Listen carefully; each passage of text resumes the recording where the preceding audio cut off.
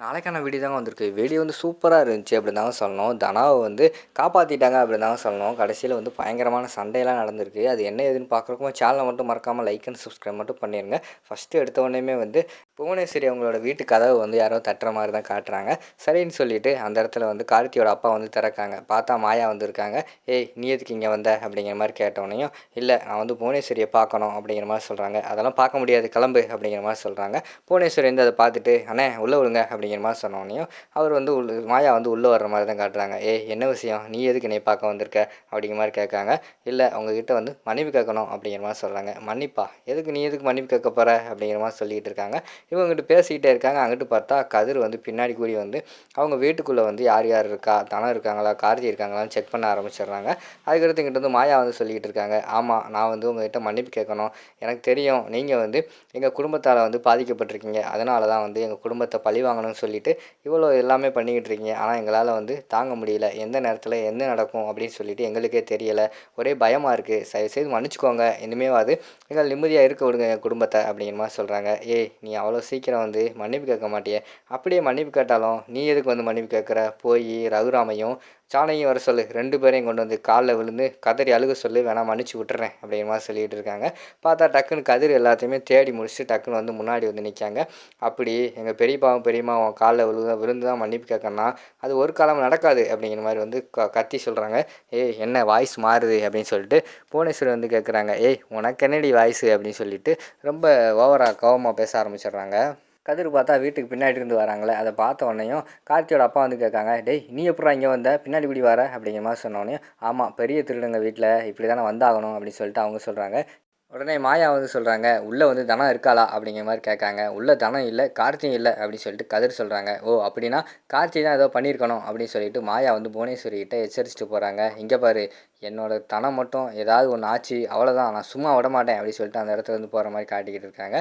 "அண்ணே கார்த்தி எங்கண்ணே?" அப்படிங்கிற மாதிரி கேட்காங்க புவனேஸ்வரி. "தெரியலையே" அப்படின்னு சொன்ன உடனே, "அவனுக்கு கால் பண்ணுங்கண்ணே" அப்படின்னு சொன்னால் ஃபோன் வந்து சுவிட்ச் ஆஃபில் இருக்குது. "என்னண்ணே ஃபோன் சுவிட்ச் ஆஃபில் இருக்குது" அப்படின்னு சொல்லிட்டு இருக்காங்க.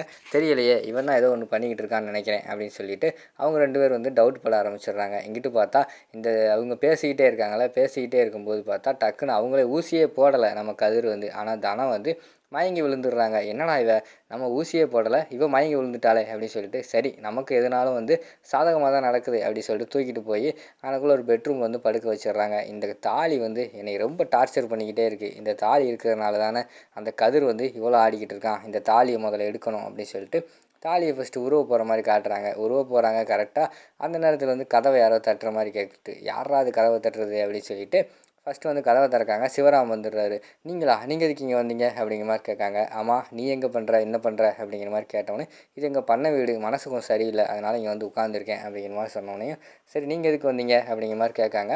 "ஒரு பொண்ணு இந்த பக்கம் வந்துச்சு, அது தன மாதிரியே இருந்துச்சு, அதான் இங்கே டவுட்டு பட்டு வந்தேன்" அப்படின்னு சொல்லிட்டு வீடு முழுக்க அப்படியே போய் தேட ஆரம்பிச்சிடுறாரு. "என்னங்க உங்கள் வீட்டு பொண்ணை நீங்களே வந்து டவுட்டு போடலாமா? இப்படி இது நல்லாவா இருக்குது, தனம் அப்படிப்பட்ட பொண்ணா?" அப்படி இப்படின்னு பேசினோடனே நம்ம சிவராமுக்கு வந்து மனசு ஒரு மாதிரி ஆயிடுது. "சரி சரி நான் கிளம்புறேன்" அப்படின்னு சொல்லிட்டு அந்த இடத்துல இருந்து சிவராம் வந்து கிளம்பிடுறாங்க. திருப்பி கதவை பூட்டிட்டு திருப்பி வந்து அந்த இடத்துல வந்து தாலியை வந்து அப்படியே மெதுவாக கழட்ட போகிற மாதிரி காட்டுறாங்க.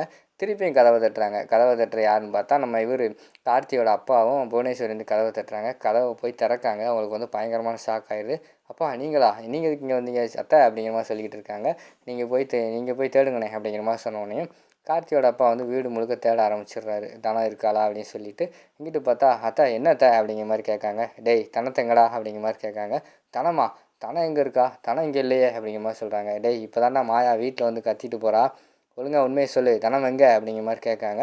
"தனம் இல்லையே" அப்படிங்கிற மாதிரி சொல்லிக்கிட்டு இருக்காங்க. இங்கிட்டு பார்த்தா வீடு முழுக்க எல்லா இடத்துலையுமே போய் நம்ம இவர் கார்த்தியோட அப்பா தேடிக்கிட்டு இருக்காரு. தேடி முடிச்சுட்டு வெளியில் வராங்க. "இங்கே தனம் இல்லையேம்மா" அப்படிங்கிற மாதிரி சொல்கிறாங்க. உடனே கதிர் வந்து சொல்கிறாரு. "ஆமாப்பா, பெத்த பிள்ளை மேலேயே நீங்கள் வந்து சந்தேகப்படுங்க, எல்லா இடத்துலையும் போய் தேடுங்க, பாத்ரூமில் போய் தேடுங்க, ஏன்னா நான் தானே கடத்தி வச்சுருக்கேன்" அப்படிங்கிற மாதிரி சொல்லிக்கிட்டு இருக்காங்க. "ஏய் நீ இங்கே வந்து தனியாக என்னடா பண்ணிக்கிட்டு இருக்க?" அப்படின்னு சொல்லி சுற்றி முற்றி பார்க்காங்க. அவனுக்குள்ளே பார்த்தா சரக்கு பாட்டில் இருக்குது. அதை பார்த்துட்டு, "டேய் சரக்கு அடிச்சிக்கிட்டு இருக்கியா, ஏன்டா இப்படி உடம்புக்கு எடுத்துக்கிட்டு இருக்க?" அப்படிங்கிற மாதிரி சொல்கிறாங்க.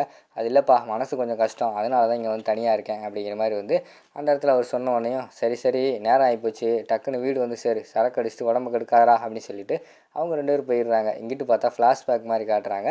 இவங்க திருப்பியும் கதவை தட்டினோடனே என்ன பண்ணுறாங்கன்னா, நம்ம இவர் சுதாரிச்சிடுறாரு. நம்ம இவர் கார்த்தி வந்து போர்வையில் சுற்றி கட்டிலுக்கு அடியில் கொண்டு போய் வந்து தனத்தை வந்து மறைச்சி வச்சிடுறாங்க. அதனால தான் வந்து கார்த்தியோட அப்பாவுக்கு தெரியல. திருப்பி நம்ம தனத்தை அப்படியே தூக்கி இப்போ அங்கனக்குள்ளே மேலே பெட்டு மேலே வச்சுட்டு இந்த தாலி தான் டார்ச்சர் பண்ணுது, இதை முதல்ல எடுக்கணும்னு சொல்லிட்டு திருப்பி அந்த தாலியை வந்து கலாட்ட போகிறாங்க. டக்குன்னு பார்த்தா கரெக்டாக அந்த நேரத்தில் நம்ம மாயாவும் கதிரும் வந்துடுறாங்க. கதவை உடச்சிட்டு உள்ளே வர மாதிரி தான் காட்டுறாங்க.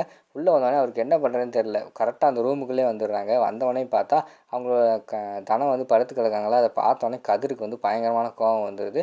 வெளியில் வந்து இவர் பலார்னு அறைய ஆரம்பிச்சிடுறாங்க. டேய் என்னடா பண்ண அப்படின்னு சொல்லிட்டு அறைய ஆரம்பிச்சிடுறாங்க.